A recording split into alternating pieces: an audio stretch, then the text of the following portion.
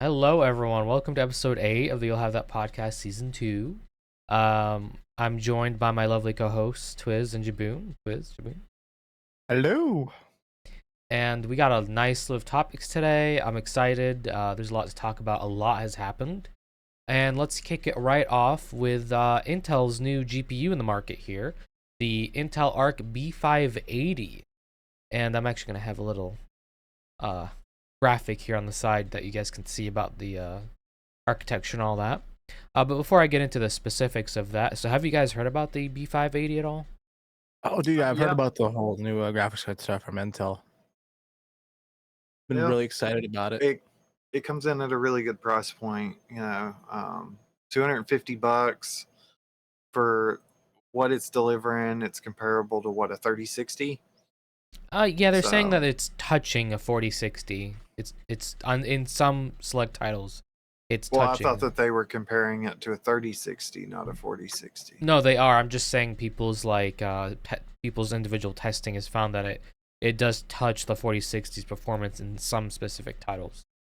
Okay, well, there you I think go. what we're seeing that is because now, like not the firmware, but the I guess like the drivers and stuff like that have become more worked on. Because no, like first they were really iffy, Mm-hmm. and they were even struggling to compare with.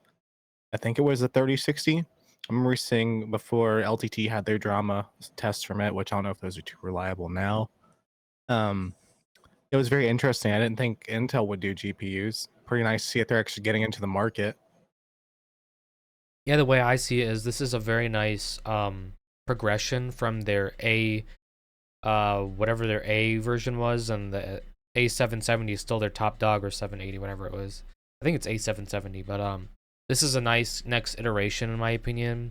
And you do get ray tracing. You get ray tracing cores with this, which is cool. Oh, you do? Yeah. It has 20 ray tracing units. So that's pretty cool. And they call it render slices is how they're defining it. It has 5 of those. It has 20 X cores. Its TDP is actually really not bad at all. It's 190 watts. So it's a nice Okay. it's a nice progression. They're definitely throwing a wrench in the GPU market, especially in that very affordable range. And it's nice to see competition. I was gonna say it's nice to definitely see some competition. Oh god. It is nice to see competition. Um I'm hoping that they stay because it would be nice to have like those, those three markets because we already have Intel, AMD as far as CPUs go. Mm-hmm. And it would be nice to hopefully have Nvidia get their prices back down to how they were when the 1000 series cards were out. That's a very good point, actually. Speaking of Nvidia and their pricing, their RTX 5000 lineup is rumored to be pretty expensive. So hopefully, this will at least put down their lower tier cards that are competing with it. Seeing if we can get more affordable options for the holidays or potential next holidays, even. One can only Absolutely. hope. Yeah. Indeed. And the whole VRAM thing. So there's a lot of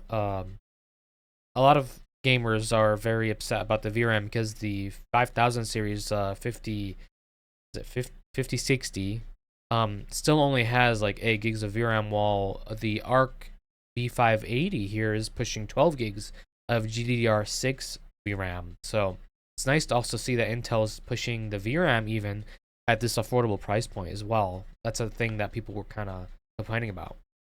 Absolutely. I think it's a good thing that they're doing that because a lot of games are being VRAM hogs these days. Yeah. I think even when I was playing a BO6, I think it used a good chunk of VRAM for those textures alone. And that's like a main thing that a lot of companies are not companies, but game devs are really going up on is those textures and the quality of them. So it's definitely needed. I think 8 gigabytes is a little too low for games these days. Yeah, I mean 2024, 8 gigs of VRAM on a brand new flagship, not flagship, excuse me, on a brand new card is a bit of a punch in the gut. What do you think, Twiz? How's that sound to you? Honestly, for the price that people are gonna have to pay Nvidia for that card, Yeah, it should have more VRAM. Period. How definitely. much is the price of that card, if you don't mind me asking? Sorry to cut you off. Oh no, Well, you it's are just fine. rumors right now. Actually no, I do think it came out. Um, look it up real quick. So the aftermarket ones I'm seeing around 350 to 400. Um, but I think the founders version is about 260. 260 bucks. Yeah, from B&H here. But we all know that the FEs normally don't stick around very long at all. You're lucky No. to get them. That is a good point, absolutely, and we'll have to see how Intel kind of handles this in terms of, are they ramping up production to kind of prepare for this or what? But at 260, that's very affordable, and for having a ray tracing capable card with 12 gigs of RAM, I think it places it in a very interesting like spot that isn't really taken up by much. Agreed. Right. Can we talk about just how cool the architecture names are too? Like Battle Mage and shit Yeah, like that. I think that's yeah. fucking really cool. I love it. Yes, yeah. I think that's really cool as well. I wish they would kind of adopt that for their CPUs instead of going with the lake Yeah, stuff. Coffee Lake, Cabby Lake. Yeah. What's next? Lake Lake. Right. I don't care what they're named as long as they work as advertised.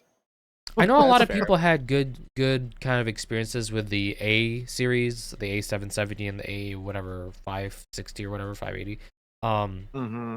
Granted, I mean, you have to understand where these cards are targeted. It is more of an affordable entry level card, so I think for that it delivered pretty well in my opinion. So we'll just see a lot of all of the reviewers that have talked about this card have pretty much praised it and said that it's a really good value for where it's at in the market. So we shall see for sure. Yeah, hopefully it works out well for Intel. Now another thing that I wanted to kind of get into is the Hawk Tuah Bitcoin thing. Jaboon, how about you enlighten us? All right. I mean, it's been a little bit since I've read up on it, but it's happened very recently, so still a very fresh topic. Everybody knows about the Hawk Tuah girl. I think she's like a teacher or something. I don't know, but she got like interviewed. I think it was at like a football game, and she was like, "Hawk Tuah, spit on that thing." And because the internet's the fucking internet, people took this girl by storm, and people are just going crazy over Hawk Tuah for like the past few months. She's had a podcast, I think it is, after that, where she started with a couple people, and it's been like one of the most popular podcasts. I don't get why. Personal opinion, I don't see the appeal. I mean, she's not a bad person, or so I thought. So recently, hot to a girl and I guess some guy who's big in the crypto scene or who's a big con man, from what I've heard. She decided to launch what people would call a shit coin or a meme coin. Oh, she's a factory worker. My apologies. I just got corrected that she's a factory worker. But she and this big guy in the crypto scene could be a con artist, could be somebody who's just trying to make a lot of money, which I mean, both do the same thing anyway. Started a Hawk Tuah coin, and we all know how these crypto scam coins go, or as they're called, shit coins. It was put on a place, I think it was like a crypto market, and it was essentially what they call a pump and dump, where the people that invested in it are the ones that ultimately make the most money, that like behind the scenes. Not talking about people who put like $5 to $100 in. And as soon as the coin came out, it was dead in the water pretty much. Nobody was able to make money off of it. Only the people that were like the big dogs behind the scenes did. And a guy named CopyZilla, which I really like this guy. This man does some incredible work. Big detective man when it comes to these crypto scams. Tried to ask questions when they had a Twitter meeting or Twitter talk, whatever they're called. Twitter Q&A or something. It was like a Twitter Q&A, some new feature that they're doing, which is kind of horrendous in itself. He was trying to ask questions on that Q&A, and every time he'd ask something big, he was getting muted, or they would keep talking over him, so he wasn't able to ask any serious questions. And eventually, I believe he got kicked out. And then the way that the Hawk Tuah girl wanted to get away from the drama, because there was no way that she's going to get out of this, Q&A. People were like bombarding her with questions. She was like, "All right, y'all, I'm going to go to bed. It's getting late. Good night." And then just left. And everyone was like, "Oh, okay, I guess we're done." Wow. And people are investigating it. I know CopyZilla is still looking into it. And there's a lot of shit going on with Miss Hawk Tuah girl. I think she's getting dropped from things because of it. What do you guys think? I know it's pretty simple, fuck cryptocurrencies, but How do you feel about Hawk Tuah girl being a Hawk Tuah scam on that thing? You feel me? I mean, what do you expect from someone that rose to internet fame talking about spitting on something? On top of that, I mean, she's a factory worker from Belfast, Tennessee. That's no shade on anybody from that area or anything like that, but you cannot, whenever it comes to money and financial decisions, I'm not gonna trust some factory worker that doesn't even know how to, probably doesn't even know how to do their own taxes with my money. Like, come on now. But on crypto scams, that's 96% of the industry. I don't particularly like crypto. It I don't is either. crypto was originally made to do shady and nefarious things and buy things that are not legal in pretty much every government or every country. So on that, I don't see why everybody's trying to bring this into mainstream. I think that it is very stupid to do so. When banks collapse, the only thing that you have is tangible, dollars that you can hold in your hand. And if we go over to this um, cryptocurrency, that eliminates tangible dollars that you can have hidden under your bed. So, like, I don't understand this push. Well, I do, and it's a little bit of control, a little bit of how much more money can we get out of people, and that's my opinion on it. Like, if you really look at it, more people lose money because of this crypto shit, and you've got a billion different crypto coins I that was you gonna can say, use here, there, and everywhere. I think that shit's stupid. And I will start raising eyebrows whenever our government tries to jump over to crypto because it's inherently a scam. And if not a complete scam, it's a scam on top of I can hide my assets. I can do this. I can do that with this money with this crypto. So I'm not here for it. for sure. How about you, Wasip? How do you feel about it, brother?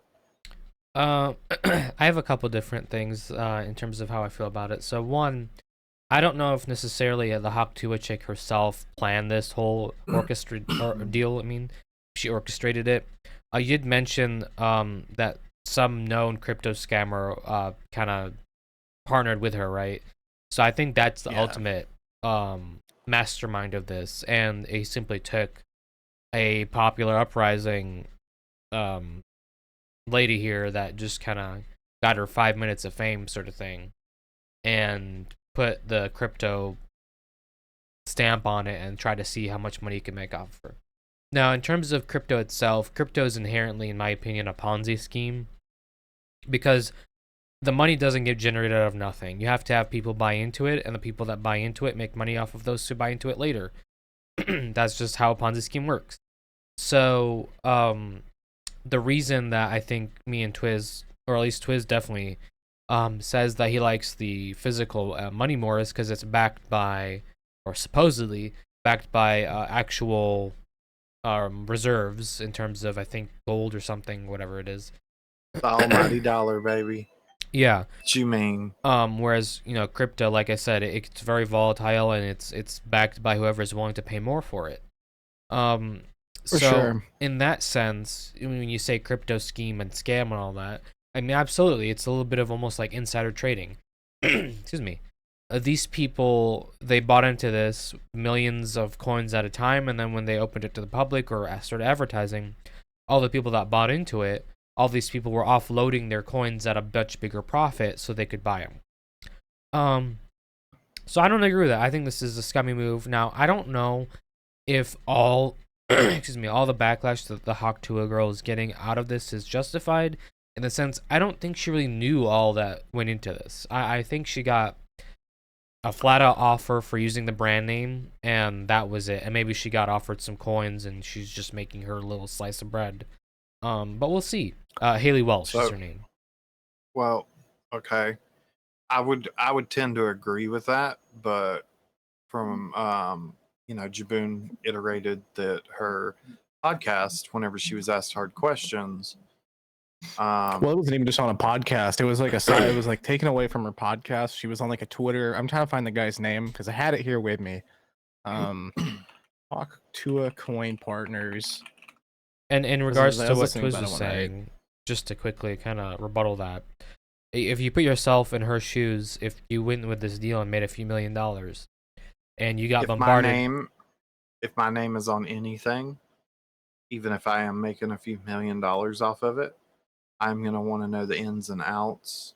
Not everyone is like that, and for someone that, as you said, worked in a factory, this is a life-changing thing for her. And if that's what it took, I mean, she signed the devil's contract.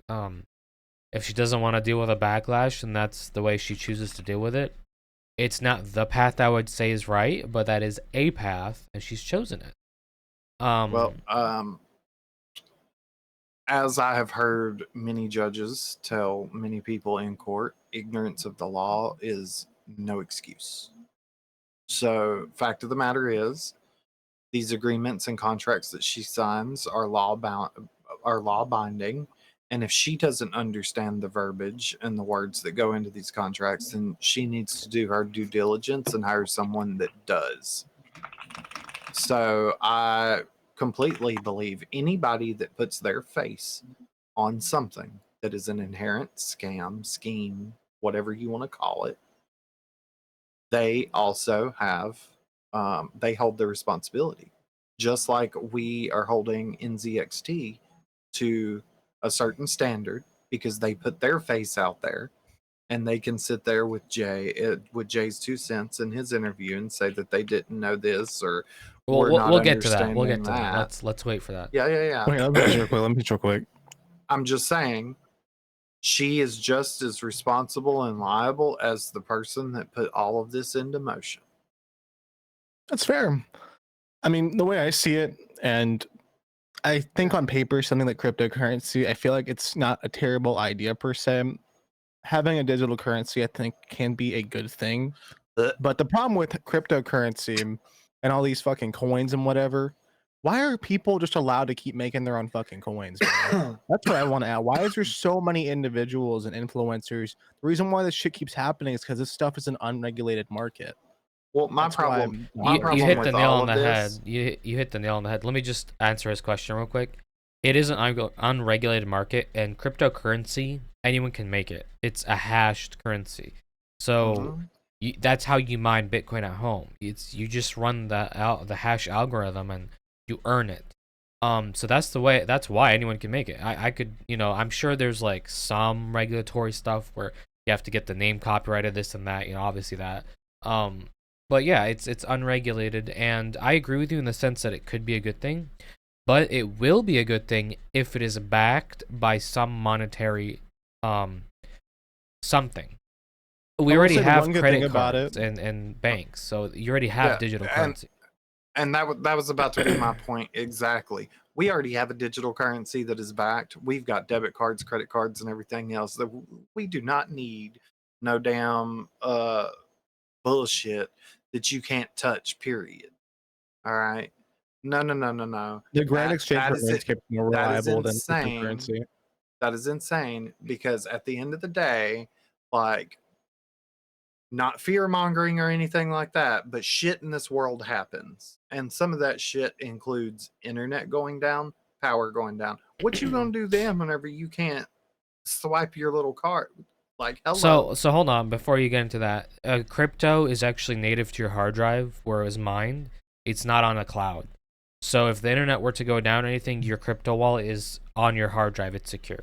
Yeah, but we're talking about like crypto mining though. No, like your wallet, your crypto wallet.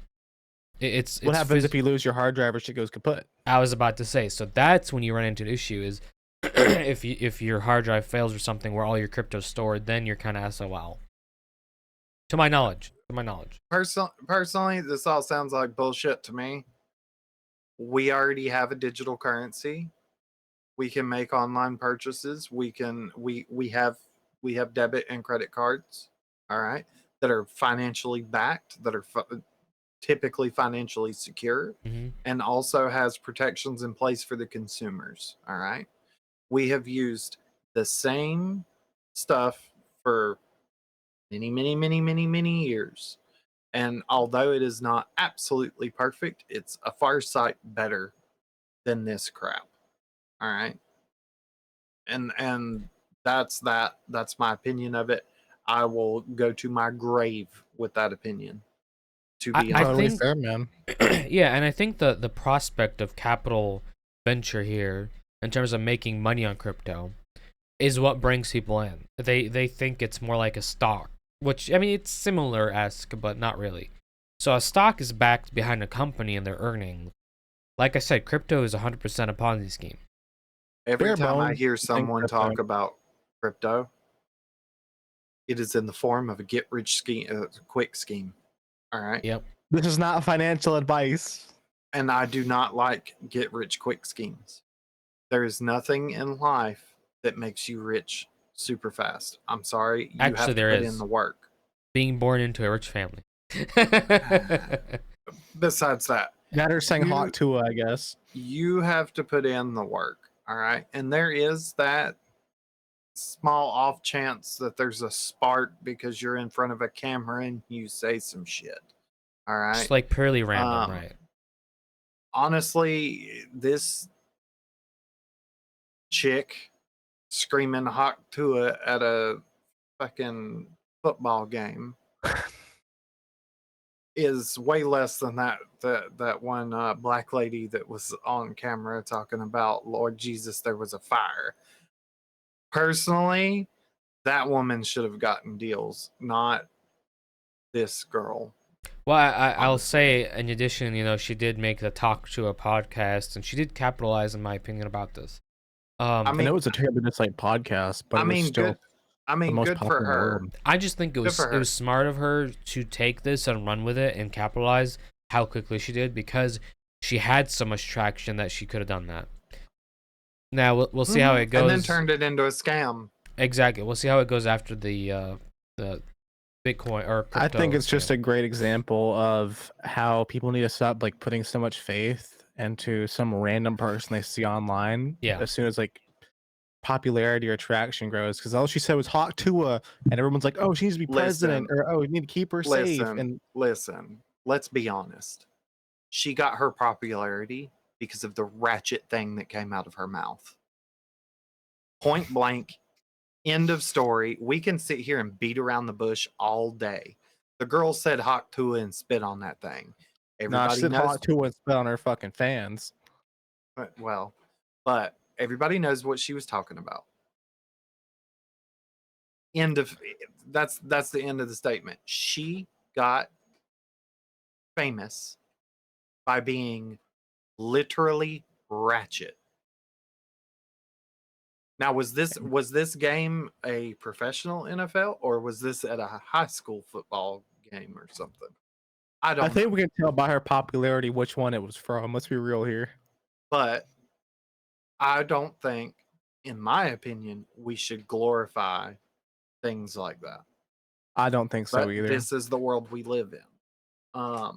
I would like to also point out that she did. This is quoting her directly.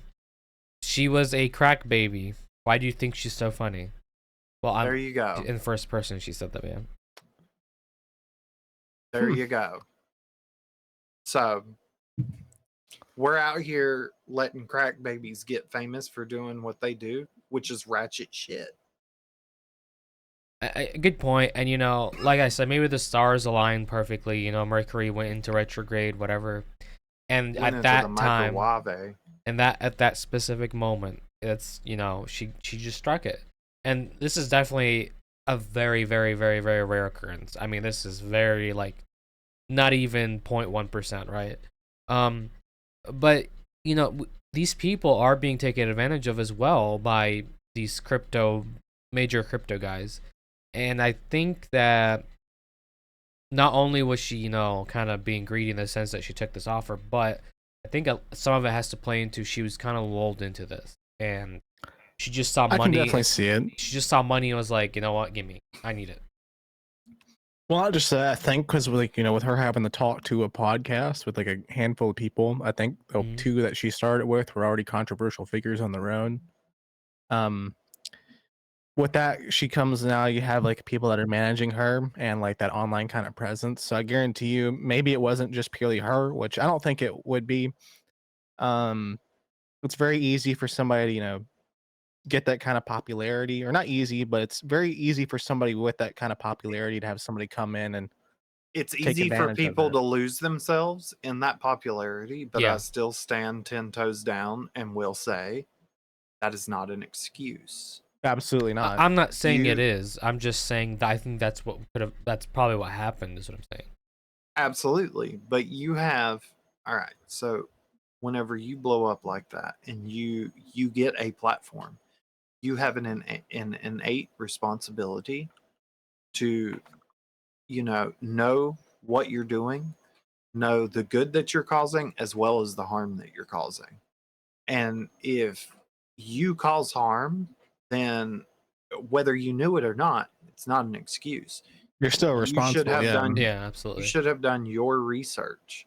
You should have hired a lawyer to look into these contracts, to look into all of this, because if this goes a certain way, she could very well be sitting in a courtroom Held liable, right? and held liable for every single penny. And Absolutely. People have gone to jail over this. because you let whoever the fuck come in and talk you into creating this Bitcoin, it ain't their ass that's out on the line, it's yours. So Well, we don't know the contract, to be fair, for using her, her talk to and all that. probably For wasn't using her hawk to Jesus Christ, what a fucking line. probably Yeah. wasn't even a legitimate contract.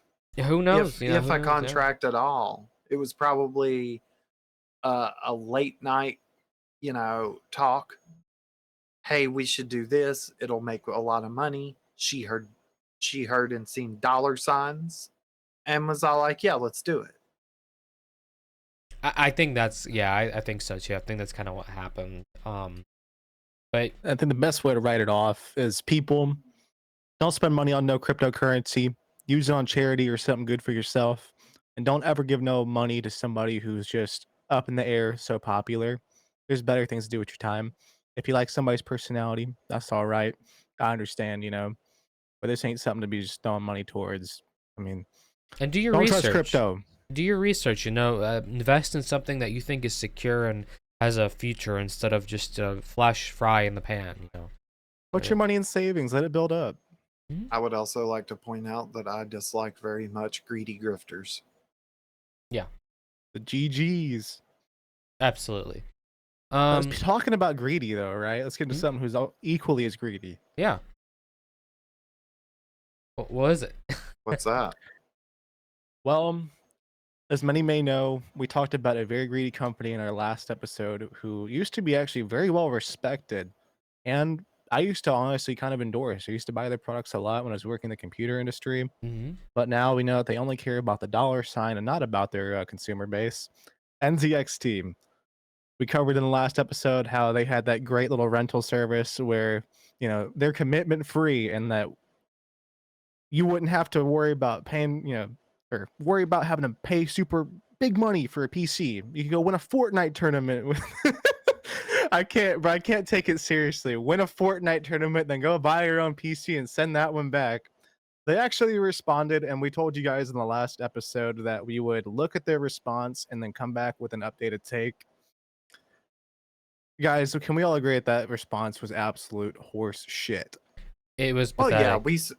I said this in the last podcast because we had commentated on the response. We were just kind of waiting for Steve's new video to come out to shed some more light, and Steve did iterate the fact that no, they never emailed him about raising the price or anything like that. So that was a lie. I'm inclined to agree with Steve. They are full of shit. Period. Um, Well, just remember, they said that we're confused.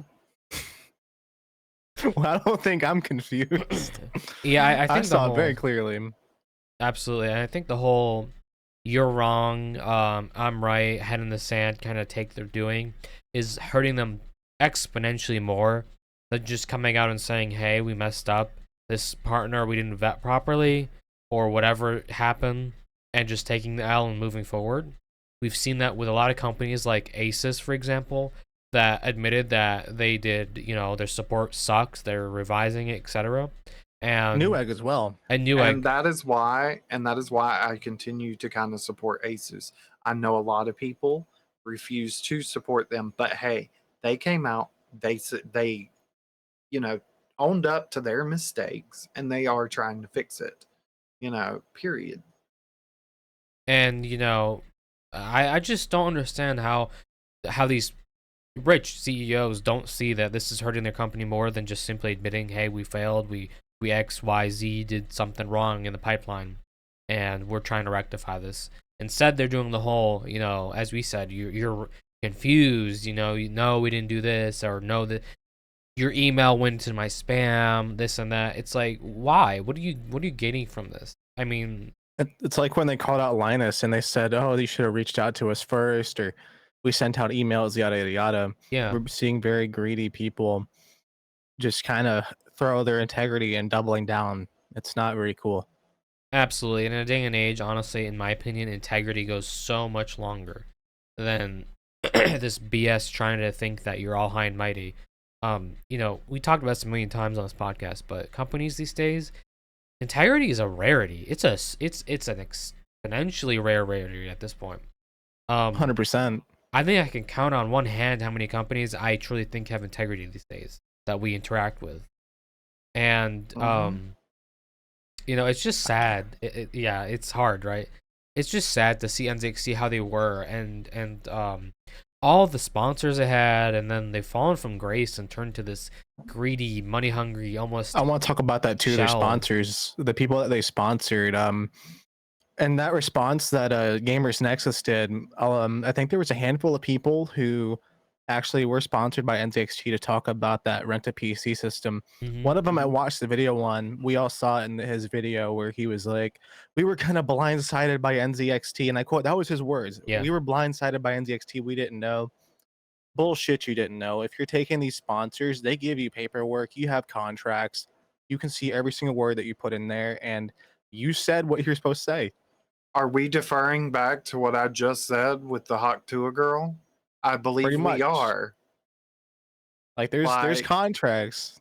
Like you are you're still responsible. responsible. You're yeah. responsible for the shit that drips out of your mouth. Period. And And gamers, then to get mad at somebody calling you out for your bullshit is like, you should be thankful for them calling you out on it. That gives you ways to improve as a person. You see that, hey, I made this mistake. Why don't I try to do better from it and not do these kind of deals from then on instead of trying to call somebody out who's giving you fair critique? absolutely. And Gamer Nexus kind of said the same thing. Like, you guys should be vetting your sponsors, and that's It's something not the person's job to vet your sponsors. exactly. You That's should your not paperwork. rely. That's your paper trail, homie. Yes, you should not rely on people like Steve, and other, And Jay, yeah, Jay, other people that kind of do some of this stuff to vet your shit for you. That's your job as a content creator. If you're wanting to take on sponsors, part of that agreement is you should be figuring out, who are you sponsoring? Is this someone that and represents your values or not? and that's a perfect comparison. Okay, so Jay, he was plugging the NZXT rental thing on his videos. Yeah. Well, Steve reached out to him and let him know, hey, I'm doing an expose on NZXT and their practices and blah, blah, blah. As soon as that video dropped and Jay watched it and stuff, what did Jay do? He immediately made a video. He immediately told all of his viewers, look, I messed up. Myself and, my team, we messed up and we took this agreement. But here's what we're doing to rectify it. And we are pulling all of those in video ads and all of that out of our videos. It's going to take time because, YouTube takes hours to edit these videos and put them back up. Yeah. Um, so that's exactly what he did compared to the other people that Steve called out in his video, gets mad and stamps their feet and decides to continue to leave those videos up and perpetuate a blatant lie. That is the difference. Absolutely. We're not saying that you can't make mistakes. It's how you go about rectifying Everybody does, mistakes. man. So Absolutely. Yeah. if you're going to be an ostrich and bury your head in the sand and say that you didn't do anything or that it's just solely that company's fault, then you're a part of the problem. Absolutely. I Agree. mean, you get to know someone their best at their lowest, right? And if these companies are acting like this at simply a little debacle with a greedy decision, can you imagine if your data got sold or leaked or something more critical happened? I mean, it's not even like how can you imagine they're going to respond to that, right? Yeah, Exactly. and And not to mention saying the that way they responded to it too. NZXT, I mean, they recorded their video and they edited it and they posted it like it was a YouTuber apology, and they didn't even say that they were sorry. Yep. Like, how do you expect a company with millions of dollars, I think even billions possibly, to have your best interests in mind when they treat it like, oh, we're not sorry, you're confused. And they're constantly jump cutting in their video, no accountability whatsoever.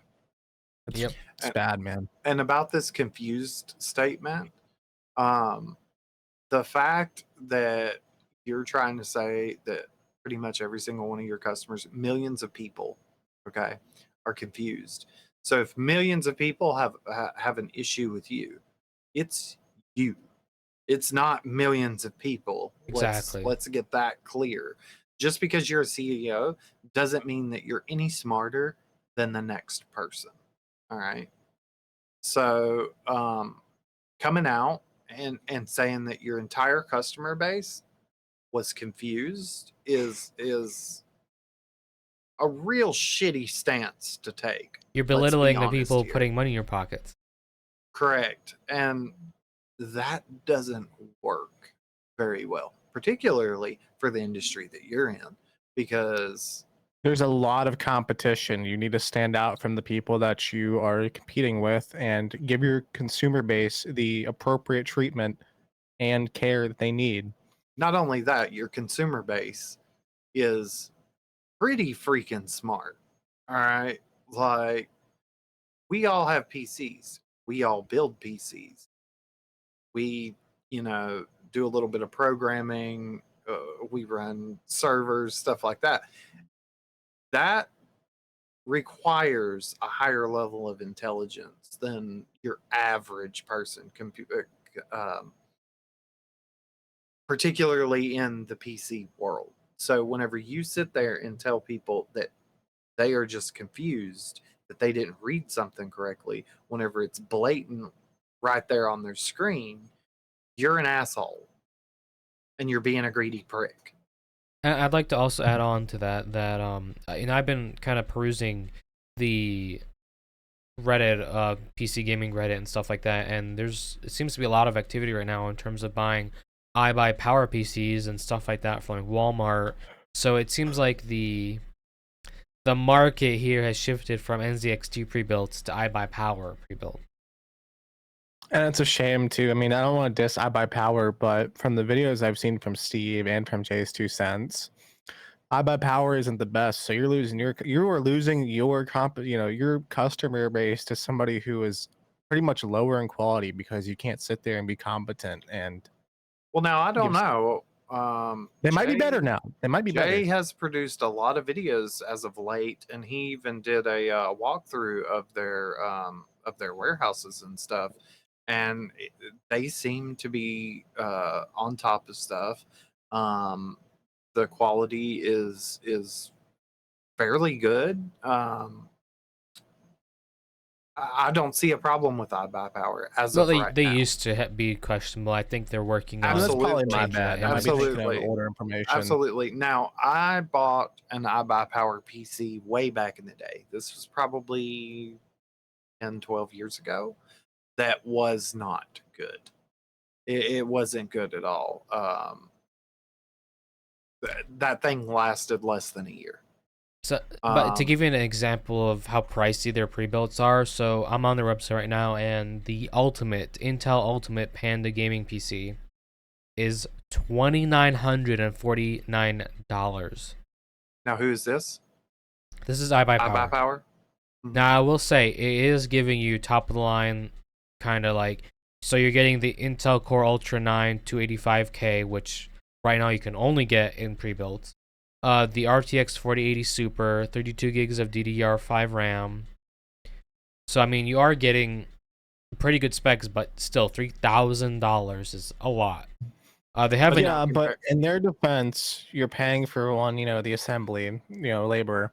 Yeah. Two, you have really good warranty with those companies, so we'll give them that. Their warranties are usually Okay, really that's good, true. That's true. Yeah, unlike NZXT. that's a And good on top point. of Yeah. that, compare those specs to what NZXT and Falcon Northwest has. I'll guarantee that iBuyPower is gonna come in at the cheapest price.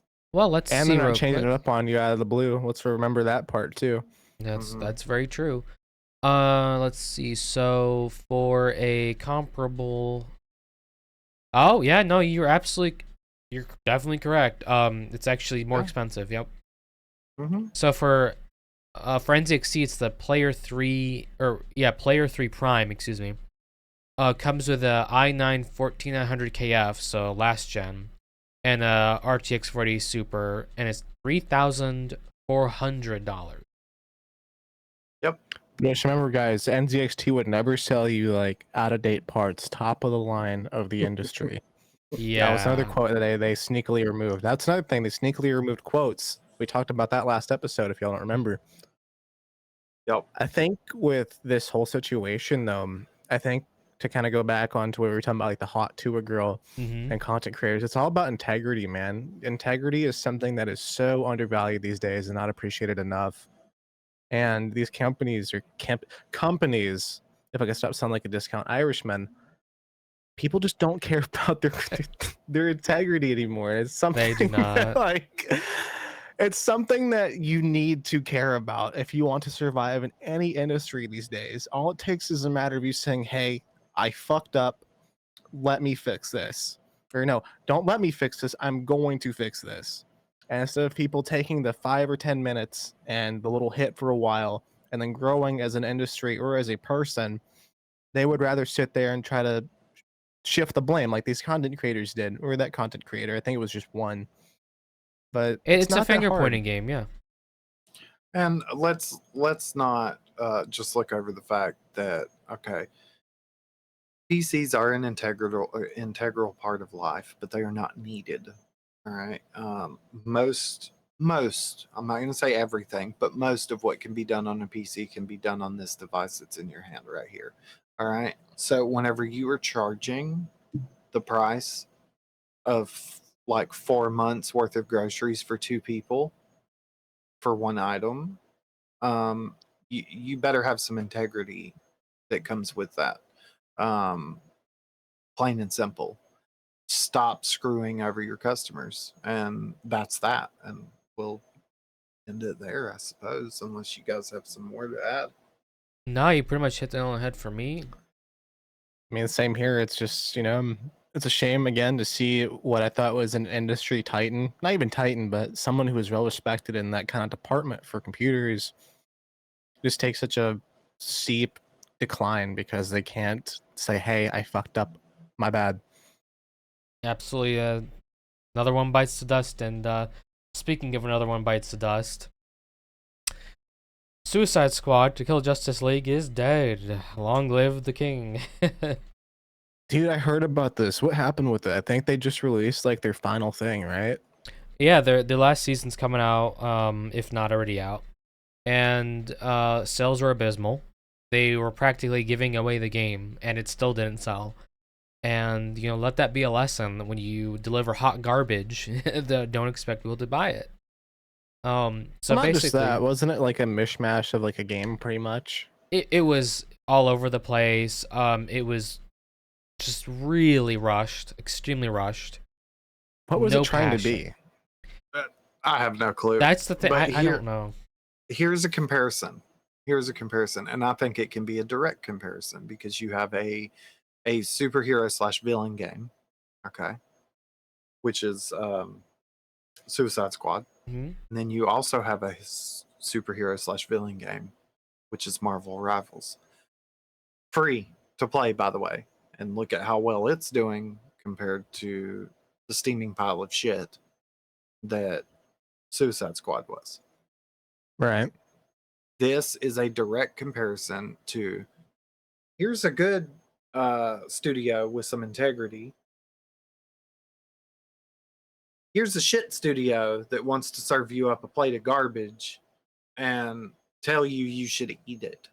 Tell you that it is filet mignon with a side of lobster mac and cheese. Well, here's Like, another thing.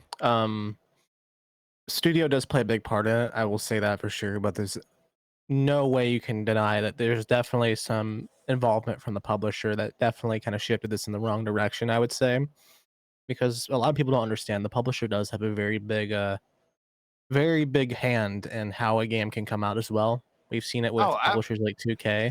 Yeah. absolutely, absolutely. But I don't think that this was just a publisher issue Absolutely not. Had a lot of flaws. It ran because, like trash. well, not only did it run like trash, but like, come on, the game itself, like, nobody knew what it was supposed to be. So And I think that's a it's a big deal. shoot. It's kind of like Destiny in the sense that it's a role play shooter, sort of looter shooter in that kind of genre. And you guys kind of hit the nail on the head in terms of it is very garbagely developed. When it first got pushed out, a lot of people were on the fence about it because of its involvement with Sweet Baby Inc. (SBI). And that already kind of like people were perked up in the sense of like, oh shit, here we go. And then it came out, and the story was the worst it possible, pretty much, absolutely trash. You had cutscenes where you had main characters like the Joker and Batman that had maybe 5 seconds of screen on time, and they were belittled to nothing in characters that we've barely like met. So it's just the story was trash. The gameplay was, as Jaboon said, sorry, buggy as hell. And when it first launched, the gameplay loop was boring. You just do the same, I think, 4 or 5 missions over and over and over and over, and they expected you to grind out the whole season to the last level to unlock like the Joker, for example, or you could pay whatever amount and just get the Joker outright. So it's just greed on top of greed on top of tone deaf and On top of SBI, on top of SPI.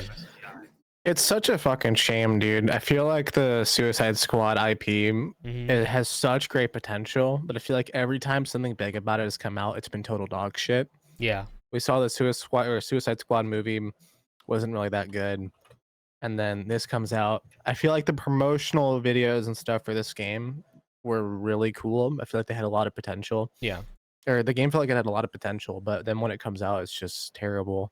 Doesn't even run at 60 FPS on consoles. Or was that Gotham Skull? What was that other game that came out before this that like flopped? I think there was another one. It was like Gotham Heroes or some shit like that. Something like that. something like that. I know what you're talking about. Yeah, it was, and I'm an avid DC slash I Batman love DC. fan, and like, no, no, no, no, no, no. Y'all need to take this back to the lab and figure out what your next move's gonna be, because this is not good. Um, the Batman games, the Those were Batman games awesome, were man. great. They were awesome. They were wonderful. And Yeah. then you come out with hot garbage like this. No, we can't do it. Make sure that you don't do anything else with Sweet Baby Inc. for sure. And just listen to the consumer base. Listen, Linda, listen. Right, and I was about to say, coming from Twiz and Jaboon, you guys are huge DC guys. Like, this is such an upset considering the content they had. They could have made it such a cool, interesting game and such an interesting world, and it completely flopped. Well, It's not even upset for me that it flopped. It's a matter of they keep disrespecting the source material and the IPs that they try to, use the games for. Yeah. I think the last like semi-good game that I can remember using like DC and Warner Brothers IPs was a fucking fighting game called Multiverses, and I mean that was a good bit of fun, but it's no story game. It's no big game like this. It's a brawler. Yeah. So yeah. it's a shame, bro. Absolutely. Stop trying to rush and capitalize on these genres. I feel like the superhero genre has, even though it's been kind of oversaturated over a few years, we've seen a lot of games and franchises like Marvel bringing back the Punisher, Daredevil for those Netflix series. Those are really good. Mm-hmm. We see DC still coming back out with bangers like the Penguin and all that. These franchises still have a lot of life left in them, and you can do so much with them, especially when it comes to gaming. But you're disrespecting them so much, and you're not even taking the time to make sure you put out a product that's fully cooked. Just Absolutely. slow down. Slow down. Definitely. Exactly. Agree. Definitely. That's a good point. And then speaking of kind of superhero stuff, something that me and Twiz have been really kind of getting into here is Marvel Rivals. So, Twiz, do you want to explain what Marvel Rivals is, and I'll kind of also get into that? It's a lot like Overwatch, but you've got a lot more characters to be able to choose from. The game runs super smooth. Everything is all of the heroes are pretty balanced in my opinion. Wonderful anti-cheat. Overall just a really good fleshed out game, and on top of it it's free to play. Like, so in my opinion it's a win-win-win. So NetEase has knocked it out the park with this one, in my opinion. Yeah, and so coming from me, so I was really surprised to see NetEase just fucking nail the launch of this game so well. Because they've had some previous titles that were questionable in terms of like how greedy they were and stuff like that. It's a Chinese company, so you have that. But honestly, it's very, in my opinion, very fairly monetized. The launch was impeccable. I didn't have any issues at all playing. I had one crash in the, I would say maybe 30 hours I put into it. I haven't had any. Yeah, Twiz has not had any. And the art style is right on point. It's very well stylized. Plenty of characters. It launched with, I'm gonna say 26 characters, right? Something like that, maybe. Yeah, something like that. Something like that. And it's all characters we know and love, and I think they did it pretty well. They in my opinion, they kind of their abilities make sense. They're very well balanced. My only qualm is with one ability out of all of the characters and all their abilities. So I really like it. I think this was a rare W in the gaming universe in terms of a game launching, barely monetized, super polished. The devs are right on top of hot fixes and stuff. Honestly, I cannot praise it enough. I've been having a blast on it. And coming from Overwatch, I was so sick of Overwatch dominating that genre because Concord tried to and absolutely failed. Right, I'll talk about Concord, bro. Rightfully so, right? but yeah, it's a nice fresh breath of fresh air. And I have nothing but praise, good things to say about it. Jaboon, have you played it at all yet or no? I haven't played it all. I've watched a little bit of gameplay of it. I don't want to say too much like definitively, but I will agree with you guys on, I think it's probably one of the more polished things to come out lately. And I'm happy that something like Overwatch is getting competition because people keep wanting to play that shit. It's the king of the genre when no, they're not the king of the genre. Sure, it's free to play now and all that, but their microtransactions are god awful as they were back in the day. Yeah. And they can't bring out anything new that's actually good to save their lives. So the balancing as well. The balancing is not that good. Balancing is not that good. The characters that are actually fun get nerfed into the ground, while the ones that should be nerfed into the ground are the ones that remain OP. And they failed to make on any of their promises with their Overwatch 2 bullshit. Well, the And devs hopefully, for Marvel Rivals released a statement saying that they will never nerf a character, never nerf a hero. well, it's probably because if I had to guess, they're probably taking their time cooking these characters in the oven and play testing them, which is really good. I'm hoping that's the case. It definitely feels like It's, it. It feels like they did play the characters and were like, yes, this works, yes, this doesn't work, and just fine-tuned it and refined it. and that's what you Now, want. That's what you want in one of those games. I will say the one thing that they can do is just speed Scarlet Witch's ultimate up just a tiny bit. 1 second. That's it. Hell, a half a second. She'd be perfect. Fair enough. But you know, I like what Jabun said. I feel like I completely agree. You know, it's about time to show that Overwatch is not the king of everything, in that genre, and there definitely can be another one. And to kind of also just say something here. The former Blizzard president Mike Ibarra said something very stupid, and I wanted to highlight it. He said that not only was Marvel Rivals a cheap Chinese knockoff because of NetEase, but Black Who Widow. owns your company, Blizzard? Hold on, wait. Who's partnered with your company? Who's investing in your company? Aren't they from fucking China and Japan? Yes, Tencent, and hello? exactly. And then not only that, but Black Widow is copying Widowmaker, apparently. Absolutely not. He had to delete. He had to delete that tweet. By the way, Yes, he got community noted on Twitter. yep, because it was actually bullshit. Black Widow. Has Yeah, been Black Widow's been way around for before. decades, you fucking Yeah. moron. Yeah. What? Well, this is what happens whenever you have someone that is old and out of touch having things to do with your game, and then being allowed to have access to Twitter. I mean, get Yeah. grandpa That's off almost as Twitter. bad as Rod Ferguson from the Diablo 4 team talking about Diablo likes when it comes to Path of Exile 2. These people are so out of touch. Put Right. him in his easy chair in front of something like, I don't know, Gunsmoke or Tombstone, and leave him there. Like, come on, guys. Definitely. And the fact, I mean, he got community noted saying that, you know, Black Widow was a thing since 1954 or something. So no, that is not that's not what happened at all. But it's nice to see that this is ruffling some feathers at Blizzard. You know, Blizzard's become very complacent. It's become this behemoth that thinks it's immune to anything that they do, and that whole Because ideology. people keep buying fucking slop. Yeah, and the whole ideology of like, well, you guys don't know what you want. I just can't stand it personally, and I'm glad to see that this game is finally putting a wrench and big middle finger to them in terms of that ideology. Yep. Agreed, man. I think we're gonna be seeing this era of free-to-play games with actual 11 characters kind of take over the industry. Well, I would just like to say, Mm-hmm. as much as Americans, oh, it's China, Chinese, blah blah blah. Guess what? The past 2 Chinese games that I've downloaded and played has been better than almost any shit I've played from America. That's a really good Naraka Blade Point. Yeah. Naraka Blade Point, free to play.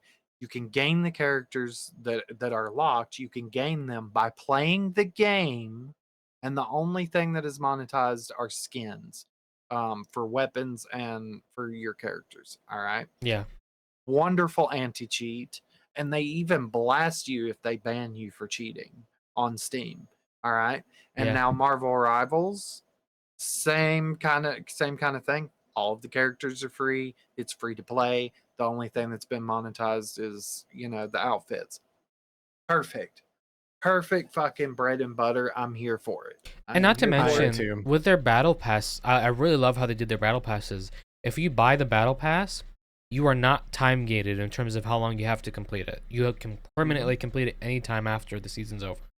I think that is such a good, innovative way of doing battle passes. It completely removes FOMO. Well, it doesn't completely, but a majority of it's gone. and it's just so pro-consumer. It's such a pro-consumer move. It genuinely surprises me that a Chinese company can pull this off better than all of the American companies that are doing gaming right It's now. because they give a shit about their product and they're people that play their own product. That's Mhm. the whole thing. That's why a game like Path of Exile is stomping the RPG genre, Yeah. and why Marvel Rivals will hopefully stomp the team genre. I'm loving Path of Exile 2. Love it. Oh my god. Yeah, and I think next Hell yeah, me next too. episode we'll talk about PoE 2 since it just kind of you guys just kind of got your feet wet into it. So we'll give like a little review of the early access next week. But I think positive things are to come about that one as well. We'll have to get Right. Wasp a copy. That way we can have a triple discussion about it. Right. Alrighty. Well, I think the main topic. Oh, actually, okay. We'll get to that next. Okay.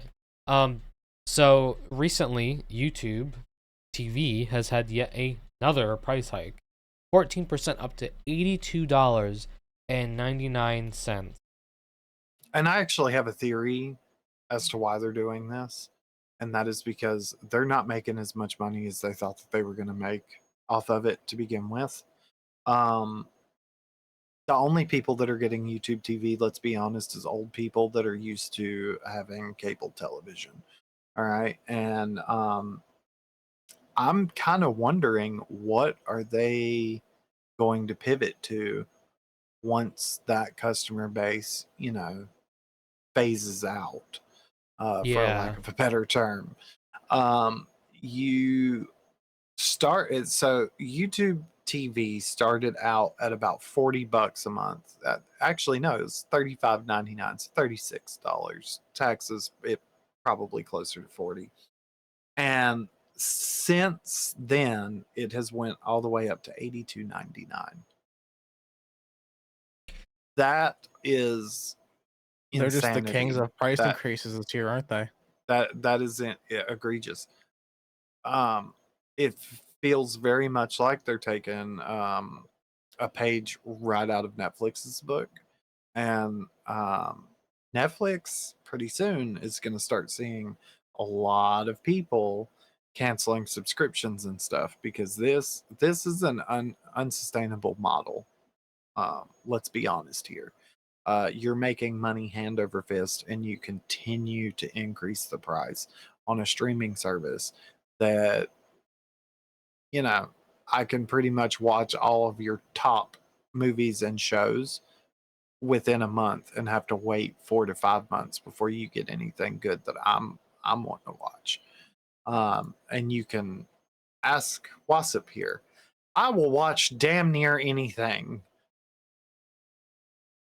So He will, definitely. Anything. I would like to kind of put a timeline for this price hike too. So they initially started in 2017, and when they launched in 2017, it was $35 a month for the YouTube TV package. That rose to $50 and then $72.99 in March of 2023. And now yet again we're seeing it go up to $82.99 a month. Well, I'm gonna tell you now. nothing has changed though. Their haven't- excuse is the rising cost of content. Maybe because you're adding licenses and not getting enough of a reason for people to come on to your service. I mean, raising the price of your service isn't going to make people, it's not going to make you more money. People are going to keep canceling. If anything, people are going to cancel more. Absolutely. If you're not adding more content, we've talked about this many times with people like Spotify, Netflix, Amazon, all these companies want to raise the price on their subscription service. You are not giving this consumer, or let's say, one of us, if we were subscribed, you are not giving that person a reason that's justifiable for that price hike or enough content for that base price. They're not going to stick around for that. Yep. Absolutely. And it's a shame really, because I feel like they're spending a lot of money with like service providers like AT&T, T-Mobile, Verizon to kind of sneak in these deals for YouTube TV to try to entice people to get into it. But I just don't understand why they think that going the route of trying to literally be another cable provider, because cable providers already exist. People already have them. Why would someone Why are be they pulling enticed? Netflix where they could have, like, that Logan Paul or that Jake Paul and Mike Tyson fight? Yeah. Why don't you find your bread and butter to get people to come sub for like a month? Like, you get somebody with, like, the bait on the hook, for example, and then you have a little bit extra, sprinkled in there that might want to keep them around. Exactly. Hey, don't give them ideas. Well, it's Don't give just them ideas I like liked that. how Netflix branched out and tried something new, and in my opinion, that's what these companies should be doing, is trying to innovate, try something, Agreed, but but they're just not doing that. they're not. They're absolutely not. And it's just it's disgusting to see. And if you're subscribed to YouTube TV, you might want to keep an eye on this, because I feel like this is just the start. I think this is gonna happen again and again and again until they can't get away with it anymore. Very much akin to Netflix. So, be I just cautious. want to point out though, Well, for my issue- $82.99. One sec, my Jabun. issue- Hold on, one sec, Jabun. What did you say? Oh, I was gonna say Twiz, go ahead, but I'll go ahead and finish what I was gonna say here. I mean, if they're hiking YouTube TV to $82.99, Mm-hmm. I feel like these days with a internet service provider like AT&T or Spectrum, anybody like that, if you're gonna pay $82.99 for YouTube TV, why not at that point just spend a little extra $12 or $18 with your service provider and get cable at that point? That's Sure, what you may I'm not saying. have some like HBO or anything like that off the bat, but you have cable television at that point and can view your shows every night on a Sunday. Exactly. That's exactly what I'm saying. And I think Twiz was gonna say something akin to that as well. But go ahead, Twiz. What were you gonna say?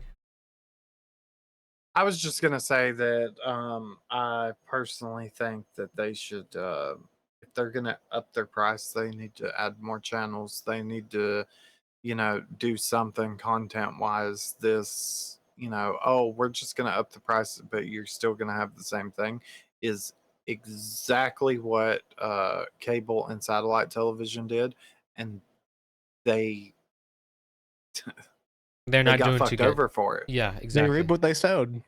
Exactly. So Learn from the past mistakes, Google/YouTube. Please don't do this shit. But now Well to the said. what's up?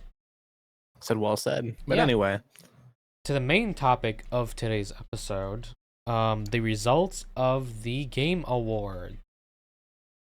So, did you guys know that the Game Awards happened? yep.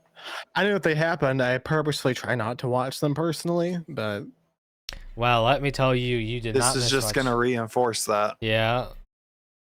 So I'm gonna pull up the winners here real quick on stream for those who can see it. Okay. so let me pull them up too, because I feel like I know like a handful of them that won, but not all of them. I'm gonna pull up the stream too, just to make sure. All right. So to begin, I'm gonna go to Game of the Year at the end. I'm gonna start with let's do. Okay, let's start from the bottom here. So Player's Voice, the winner of that one was Black Myth Wukong, which, to no one's surprise, I mean, out of I all can of give them, Black Myth Wukong that it was a very well polished, and it was a game that Very kinda, good game. yeah, and I think this it went highlights back an to the issue. roots. They did, and I think this highlights an issue with the Game Awards. I don't know. I don't think they actually took the vote of everyone and awarded it that way, because I think everyone voted for something else for the Game of the Year, which I'll get into in a sec. But we shall see. So, best esports team, the winner of that one was T1, League of Legends. And then the esport athlete was Faker. I think Twiz wanted that. So, yeah, Twiz, you got it. Baker's a very humble Sure man. I love did. Baker. Best esports game was League of Legends. I was personally hoping for Valorant, but I wouldn't hope for either of those. Both are fucking terrible in balancing. I'm gonna skip were the over options for content esport, creator. Okay, so the options was League of Legends, Dota 2, Counter-Strike 2, Mobile Legends, Bang Bang, and Valorant. There's no good options there. I can see why League of Legends won. There's nothing there. Yep. I think it is probably the biggest out of them, so it makes sense to me. Most anticipated game, to no one's surprise here, I called it GTA 6. I think anyone could tell that one. It's just too big. It's absolutely huge. Best best adaptation was Fallout, which I think was good. So the options were Fallout, Arcane, Knuckles, Like a Dragon, Yakuza, and Tomb Raider: The Legend of Lara Croft. So what did you guys think? I think that Fallout deserves that personally. Yeah. I was stuck in between Fallout and Tomb Raider just because I'm a Tomb Raider fanboy. I've played it. You know, I've been alive long enough to remember every single release from the very first one, and I've played every single one of them from the very first one. Have you seen Tomb Um, Raider: Legend of Lara Croft? Yes, I have. It was on Netflix before I canceled my Netflix subscription. So I watched it all the way through. I thought that it was a pretty good, it's a cartoon, but I thought that it was pretty good. Now, we So, you both know, watched Fallout, and I will say I think Fallout was perfect, masterfully done. and yeah, that's why I was saying that I was stuck in between Fallout and Tomb Raider. So I was happy to see that either one of them won.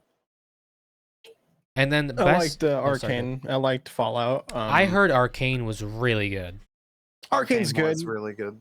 It's probably one of the better things to come out of League of Legends. Everything but the actual game itself was good. So Arcane had a great story. It gave characters that were in the game some very good development as far as your character goes and backstory.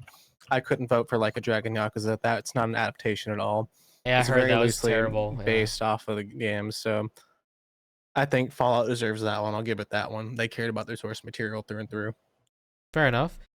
Best multiplayer game. So your options were Helldivers 2, COD Black Ops 6, Super Mario Party Jamboree, Tekken 8, and Warhammer 40k Space Marine 2.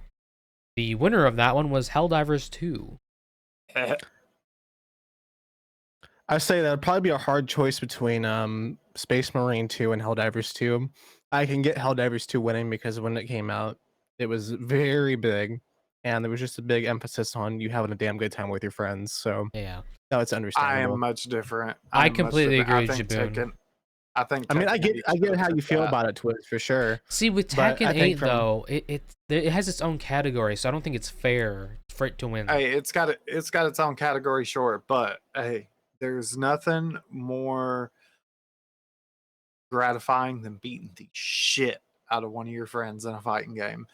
I think Tekken 8 should have taken that cake, but hey, that's just I one totally man's fair, opinion. but with Helldivers, man, I know you don't care for Helldivers too much. I don't much either these days, but it's just as satisfying with Helldivers. You get in with your boys, and you have someone screaming, "Get the fuck down!" There's a whole bunch of what is it? What was the name of the bugs again? It's been forever. Oh, the Tyranids. The Tyranids. Just you have a big fucking oppressor destroyer coming around. Your buddy calls it an airstrike, and then you have one of your friends just end up shooting you with a rocket by pure accident or railgun. It's a fun time. I think that's exactly why it won it. I think you just make so many memories in that game with your friends that are just so funny, so memorable. I personally didn't mind if Helldivers 2 won over Warhammer 1. Warhammer was really good in my opinion too. If it won, I would have been like, yeah, absolutely. So I think both of those are pretty decent options. Best sports / racing game. I don't think we care about, but EA Sports FC 25 won, which I don't even They're think all that for the game's same out. companies pretty much in that category. Last time I saw them, like they were all from either 2K or EA. So Oh no, I it don't did come play out. any of Okay. that shit, so I don't either. Yeah, Fuck that shit, bro. right. Best sim / strategy game. So your now options. this is my Yeah, your options here were Frostpunk 2, Age of Mythology Retold, Kunitsu Gami Path of the Goddess, Manor Lords, and Unicorn Overlord. And what won this one was Frostpunk 2. Please tell me Frostpunk 2. Yes. Yes. That game's a banger. Anno should have been there though, I think. If Anno would have been there, Anno would have decimated. Well, I know it didn't come out this year, so I think that's why it didn't kind of Right. So, look, I'm glad that Frostpunk 2 won. Had Manor Lords won, I would have been just as happy. The rest of them, I've played most of these games. This is and completely out of my wheelhouse. I No. don't play these. I've So. played a little bit don't- of Frostpunk, so They don't stack up to Manor Lords or Frostpunk. So I'm the glad Frostpunk that boys one of the definitely two. deserve it. Fair enough. Good development. The dev team's very good, and they know they're very humble, and are very good with player feedback. So good No. thing that Frostpunk 2 got it as well. And then best family game. So your options in this one were Astrobot, Princess Peach Showtime, Super Mario Party Jamboree, The Legend of Zelda Echoes of Wisdom, and The Plucky Squire. And the winner of this one was Astrobot. I wouldn't know nothing about it. I can't give my It's a opinion, but I do PS5 hear tech it's pretty. demo. It's a PS5 tech demo. It's literally Well, the no, free I've heard game on Astrobot's PlayStation. been. I've heard Astrobot's been pretty good though. I've heard that's been a really good. It was I hot played it. garbage. I played hated it. it. It was okay. I really don't think it was anything to write home about. I don't understand how I'm it's a surprised family game. Nintendo didn't win that category. Usually they make like some of like the best like party sit down with your family kind of games. Well, I It mean, made me 3 wanna of the punch a options TV. were Nintendo games, so That's why I'm kind of surprised. yeah. Best fighting game. Options were Tekken 8, Grand Blue Fantasy versus Rising, Dragon Ball Sparking Zero, Marvel vs. Capcom Fighting Collection Arcade Classics, and Multiverses. The winner, All of those are hot garbage except for Tekken 8. the winner was Tekken 8. That one I can Tekken definitely 8 was see. pretty anticipated, so I could see why it won. That was Definitely. a very big deal. I'm actually surprised Still not Street fucking Fighter. Waffle House, though. What's up with that shit? Yeah, I'm surprised Street Fighter wasn't on there. That's kind of shocking to me. The Street Fighter 6 was just pure microtransaction garbage. Okay. Best RPG. The winner of that one was Metaphor Refantasio. Well deserved. I personally haven't heard of that game, but care to elaborate, Jibun, if you know about it? Well, it's made by the people that make Persona, so I feel like that should say a lot. It's like a kind of like a breath of fresh air when it comes to them. I haven't played too much of it, but it takes what the original games they've made off of, Shin Megami Tensei, Persona, and it just improves on the formula in a way that it modernizes it and makes it even better than it was before. So well deserved, even though my personal opinion, I like a Dragon on that list. Of course, I'm a biased fanboy, but I as think far Elden as Ring should have won. See, I'm with you, but I'm not. I don't think a DLC should have been an option. I don't think so. I love Elden Ring to death, man, Yeah. but I feel like a lot of things that were on the nominees and on the list were DLCs or remakes, so I don't think it should have won there. Now, don't get me wrong. If it was a new game, absolutely, I'd be like 100% deserves it. But I just don't think it's fair to people to be having DLCs as nominations. But alas. Best action/adventure game. What are Astrobot options won on it. that one? Again? Yes. The options And were now hold on.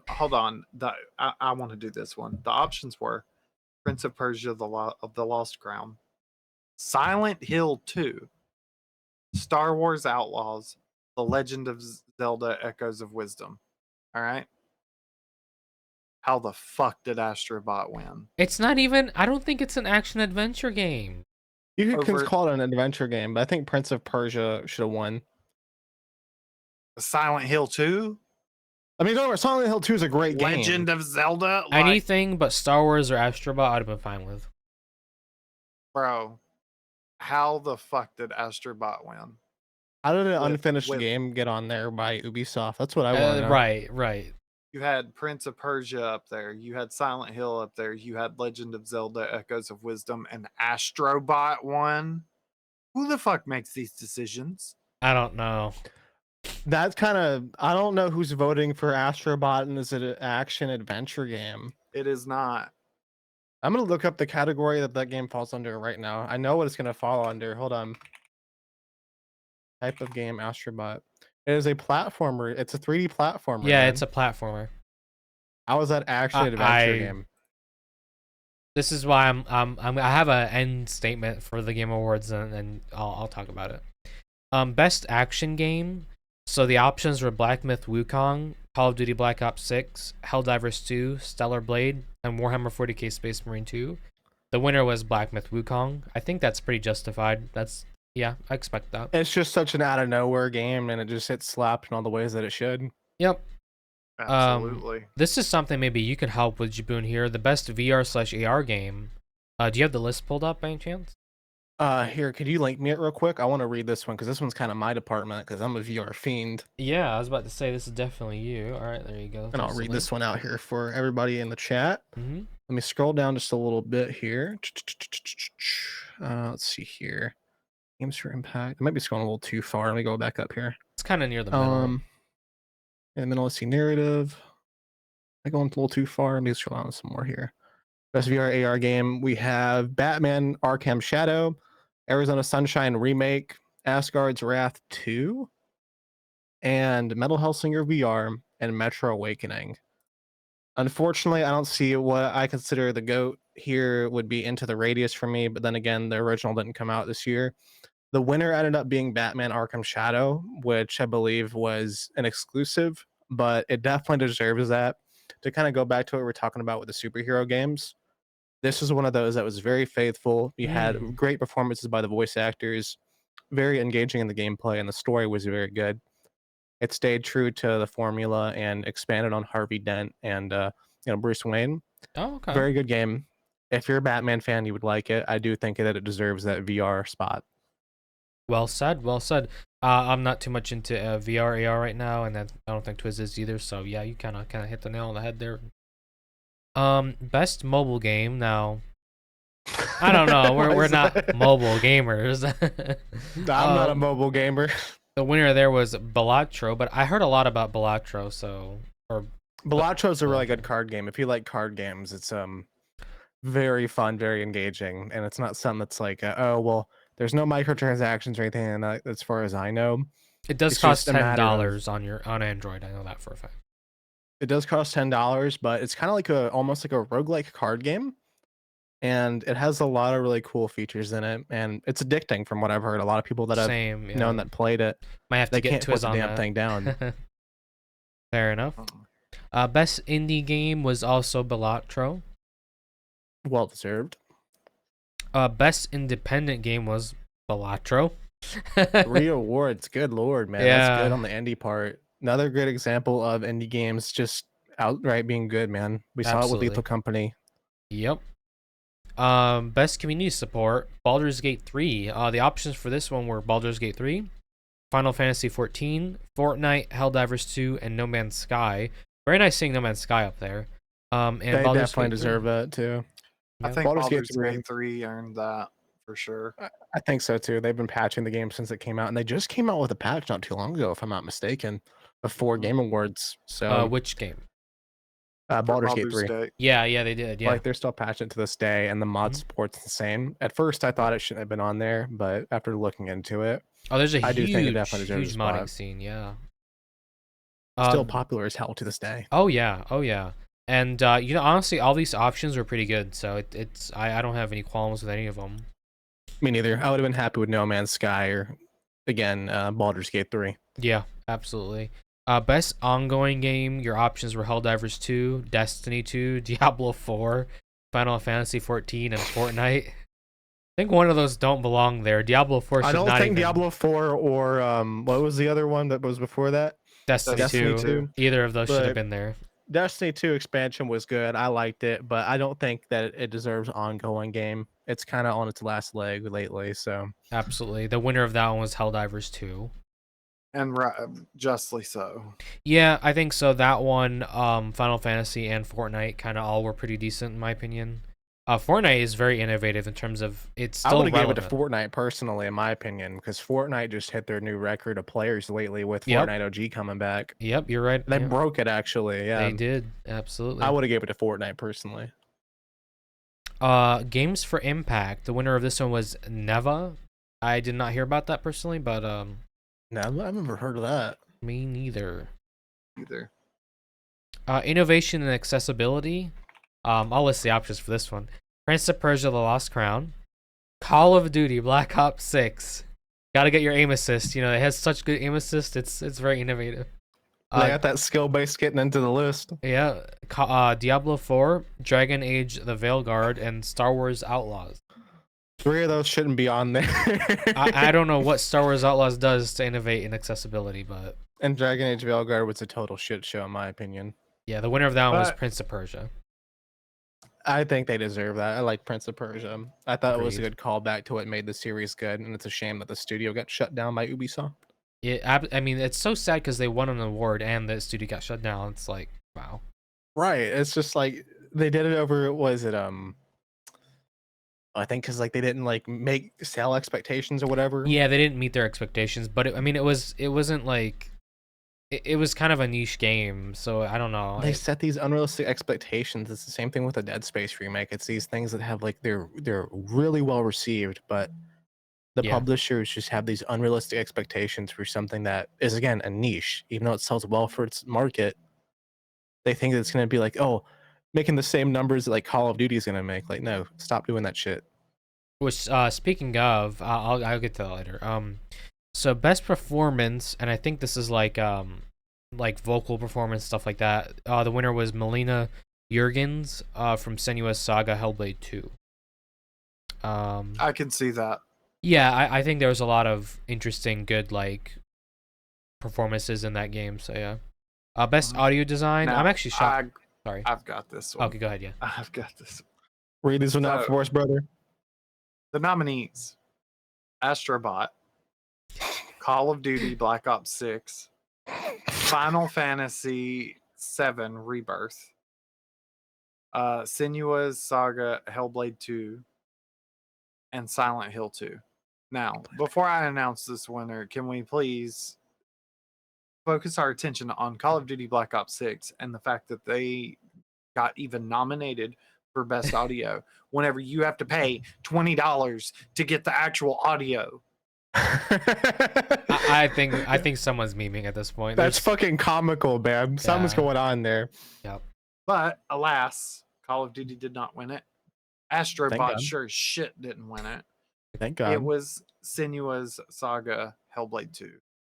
Fuck, And I wish Yeah. we could have went to Silent Hill too. my I was gonna opinion, say it that should have been too. Silent Hill 2. Agreed. That but- atmosphere, man, that takes you in, and the music in it, and the voice acting.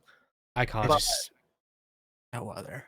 Thank God Astrobot and Call of Duty fucking Black Ops. If Call of Duty would have won it, I would have been fucking done. That was just a meme at that point. That would have been a meme. Do you want to get the score and music, babe? Go ahead. Okay, best score in music. The nominees are Astrobot, Final Fantasy VII Rebirth, Metaphor Refantasio, Silent Hill 2, and Stellar Blade. Please say Silent Hill 2, bro. Please. The winner was Final Fantasy VII Rebirth. Exactly. It's a fucking remake. I mean, I can't say that shit. I mean, I Silent Hill just 2 got is but, like, bro, flashbanged. you're such a dick. Fuck you. Uh, No, man, bro, please tell me there's got to be at least one award for Silent Hill 2 remake in here, bro. That was such a faithful reboot, and people like had so many like worries about it. It deserves something. I'm Right, 100% it with definitely you. does. Okay, now because I'm an artist, I'm kind of pissed off. Just a little bit. All right. So best art direction. Astrobot, Black Myth Let's get outta here. Wukong, Elden Ring Shadow of the Erd Tree, Metaphor Refantasio, and Neva. The winner of this should have been Black Myth Wukong, in my opinion, but it was Metaphor. See, I know we were kind of talking about Elden Ring kind of not it shouldn't have been on like a spot earlier, but I think as art direction goes, I think it should have been Black Myth or Elden Ring. I feel like the art direction for that DLC was fucking amazing. Now, don't get me wrong. I'm looking at the art style. It's very like Metaphor. anime. Like it's an actual anime. It's pretty cool.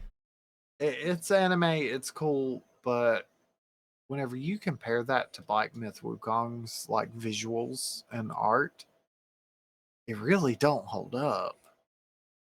Well, I think both the games have two different like art styles and actual like graphic settings they're going for. And you can kind of get away with the like not so, I guess, modern looking look with something like Metaphor because it's meant to be more anime themed and Right. cartoonish. So I think if what they're voting on or what they're basing it off of is like accuracy to like their source material, I can see Metaphor getting it, and even though it did get it, I do think that Black Myth Wukong, just that setting that they draw you into with, again, I couldn't Wukong. put the game down. I could not put the game down. Every time this computer booted up, I played Black Myth Wukong until it's done, and then I played it again. And So- even the opening of the game is like so So well beautiful. done. It just pulls you right in.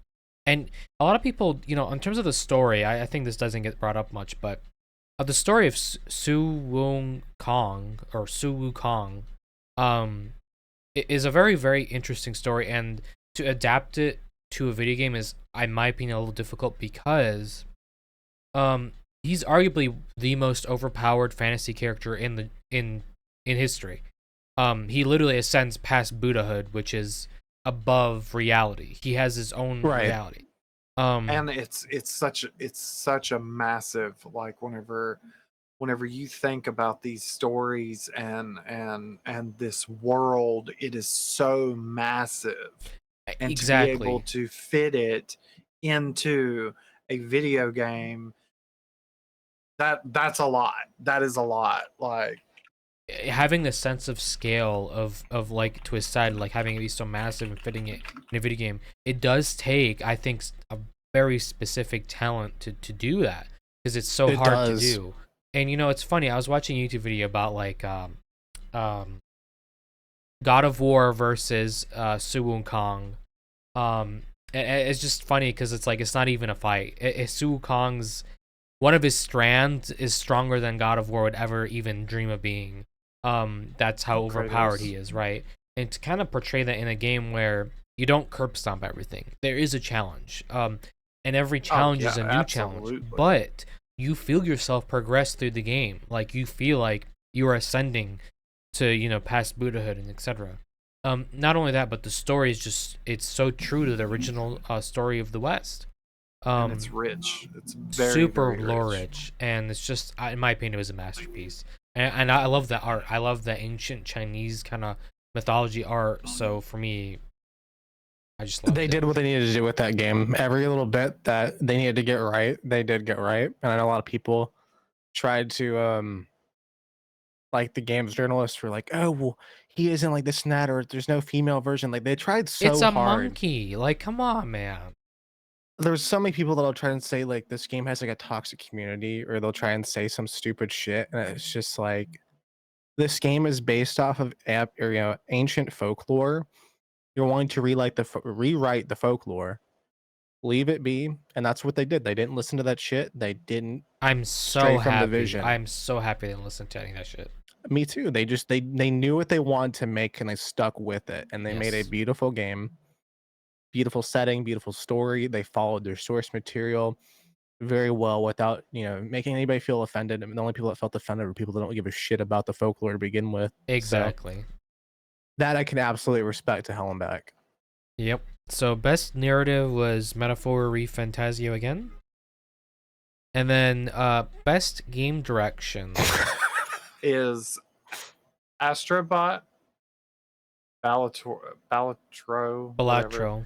Yep. Yeah, Balatro. Mm-hmm. Black Myth Wukong, Elden Ring Shadow of the Erd Tree, Final Fantasy VII Rebirth, and Metaphor Re Fantasio. The winner, this shit's really starting to piss me off, Astrobot.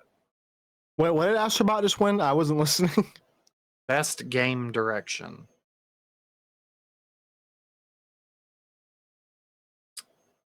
My jaw hit the floor. What's the game direction? What are we basing it off of? Maybe how you ascend through the platforms. How about how you ascend out of wanting to give more money to Black Myth Wukong?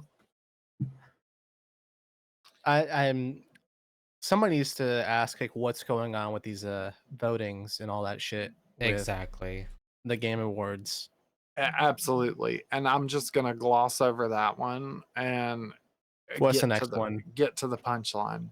So, Game of the Year, the game that won Game of the Year, the nominations were Astrobot, Balatro, Black Myth Wukong, Elden Ring Shadow of the Erd Tree, Final Fantasy VII Rebirth, Metaphor Re Fantasio. Where's Silent Hill 2? Where's Silent Hill 2? It gets worse. It gets worse. Now, I will say, even if Silent Hill 2 was in this list, personally, Black Myth should have won it. Everyone was saying Black Myth was win. Who won was fucking Astrobot. A PS5 demo. Hold on, I want to look at. Hold on, Done. hold on. Hold on. He's like, I don't Astrobot- believe this. Wait, There's no way. wait. I want to look at Astrobot. Hold on. Astrobot sold 1.5 million units as of November 2024. When did it come out? September. It sold. Let me see how many units Black Myth It Wukong. comes with the fucking PlayStation. Black Yeah. Myth Wukong sold more than 20 million copies. Why isn't Black Myth Wukong winning that? I thought, bro, look at the Steam reviews for Black Myth Wukong right now. That game, like the day or two after it came out, had 100 to 200,000 fucking reviews on Steam, Mm-hmm. and they were overwhelmingly positive. It is sitting at overwhelmingly positive at a 96 on Steam right now. Yeah, it has Something's wrong. 782,436 reviews. I don't Does it think win? the votes counted. Does it win anything, bro? Please. I think it was rigged. The only thing Black Myth won. Player's choice and something else. Does Yeah, everybody in the fucking world own a PS5? I don't Oh, wait, think, they have like I Asus, said, so I they don't probably think do, my bad. they did this based off of player's choice. I think this was something else, like a judge panel or something that was rigged. Because I just find it hard to believe that a PS5 tech demo beat Black Myth Wukong for Game of the Year. Here's Yep. my issue, bro. When did the Game Awards start the votes? I want to know, when did they start out like taking votes? Or, I like, started nominations? voting. I feel like Because I'm probably not beginning seeing of the month. Stalker 2 on any of these, and I'm not even seeing like Silent Hill 2 in like the departments where I think they should be allowed to be voted for. Yeah. Well, my issue with this is Astrobot took 4 awards, And 2 of the including- categories makes no fucking sense. Yep. including Game of the Year, and then no other game has had over 2. Most of them only had 1. Actually, I think Dude, the only other game that had 2 awards was Black Myth. No, Balatro. Balatro had 2. Black Myth had 2. Everything else only had 1, and Astrobot came out with 4. Listen, bro. I get it if you like Astrobot, but I don't think everybody at there was voting for fucking Oops. Astrobot. That's bullshit. Surely, I'm surely sorry. not. That is bullshit. That is absolute bullshit. I have no 100% disrespect towards agree. Astrobot. Astrobot was a very faithful game. I've played it. I know y'all think it's okay. I think it's fine. I don't think it's anything to write home about. I don't think it's a good I don't think it should have been ever nominated for any games. I don't Yeah, think I it don't should have been know Game what of the Year. No. Like who is everybody from fucking is everybody who has a console being like Astrobot's the best game I ever played? That shit No. made me cry. Hot take: everybody that has a console, and people can hate on me if they want to. Everybody that has a console apparently could only afford the console and the game that it came with. Which They was can only play Astrobot. fucking Astrobot. But if they have PS Plus, which is only $10, they could have got a whole bunch of other free games that were probably on this list. I Do mean, you think that they're going to pay an additional $10 a month whenever they can't even get off the microphone off that's the on the controller remote? mic. But bro, no, that something's going on with Game of the Year award. Game Awards. This is why this shit right here is why I don't like Game Awards. It's the issue of it feels so Hollywoodized. It makes the gaming feel so much like Hollywood, and I hate it. And to kind of don't add like on that to shit. that, they had Snoop Dogg there, and That shit I like. Something I like else. how they have like the actual voice acting performances, and bigger people come in and actually like look at stuff. I wonder what Snoop Dogg's reaction. I bet you to Snoop Dogg was Astrobot like, coming out with "What all the this. fuck?" I just I don't get it. I bet you Snoop don't even know what Astrobot is, man. I don't think so either. I don't think he does know. Snoop's an Xbox gamer. He plays fucking he plays sports games. He don't play that Astrobot shit. He just had that Fortnite concert, so Yeah. Wow. So it is what it is, though. It kind of pisses me off that I don't see Silent Hill 2 on any of those. yeah, it I didn't feel win. like that game was very faithful and deserved at least one award. I think it should have had sound design. That or like, performance. Absolutely. Definitely, absolutely. I think it easily deserved that at the very least. They had the We'll have that, I original guess. Music Man come back. Was Akira or Yamaoka? I'm Mhm. probably just butchered the shit out of his name, but he came back. He came back. I don't know, man. Something's wrong. Something's fucking wrong. Yeah, that's Absolutely why wrong. I think overall the Game Awards this year sucked. In Very terms- disappointing. I think the performances and all that was great. Like the actual show was good. Oh, But absolutely. the choices were but trash. I'm There saying, was I'm saying good the choices, choices. absolute disappointment. Yeah. Absolute disappointment. Well, Deserves so much better. absolutely we did, but unfortunately that's not how that cookie crumbled. But as always, we'd like to thank you for watching, and thanks for tuning in this episode for everyone that did. Always remember and never forget, you'll have that. We'll have that. Don't forget to check us out on Spotify, YouTube, and Blue Sky. You can find me at Gadaver.com, Twiz at twisted.gadaver.com, and then Jaboon Lagoon at Gadaver.com. at bluesky.com, I think. I think Blue Sky or whichever What one. the default handle. whatever it is. Don't be afraid to leave a comment. Don't be afraid to we have a Discord. Don't be afraid to come stop by. Don't be afraid to tweet at us on these social medias. We're always listening to suggestions and whatever you guys want to talk about on the podcast. We'd love to hear what you have to say. Don't forget to give us some feedback. Thank you. Well said, yeah. As you said it. We are discord.gg/teamtwisted. Alrighty, well, take care, guys. Have a one. We look forward to next episode. It'll be the Christmas special. We'll all be wearing ugly Christmas sweaters, so that'll be fun. And we shall see you then. I'm Wassup, signing out. Later, taters.